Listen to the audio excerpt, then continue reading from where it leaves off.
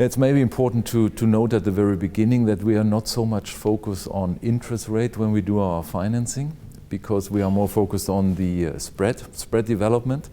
And nevertheless, we are of course watching what's going on in the respective market globally. This includes US, Europe of course, but also China.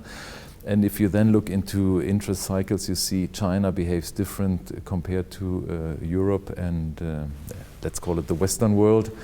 But what's fortunate for us, we haven't seen credit spreads widening, especially not in the single A credit area where we are rated.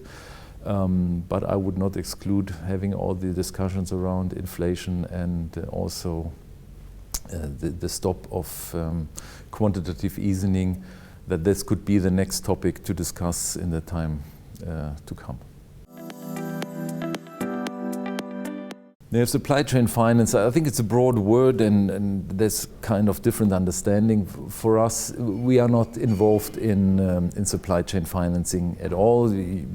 Most people think of reverse factoring or accelerated discounting models. So we are not hooked up to this. Nevertheless, we see pressure from our supplier network. And we take case-by-case decisions, but we tend to stay out of financing the supply chain in the sense of covering financial needs of our suppliers. But we are watching it because for us it's more important to secure supply. And if we would see a very severe shortage on supply, which is not triggered by global missing supply, but really from a supply because we will lose, or there's a tendency to maybe lose suppliers, we may step in, but normally we haven't done it, and it's not what's part of our strategy.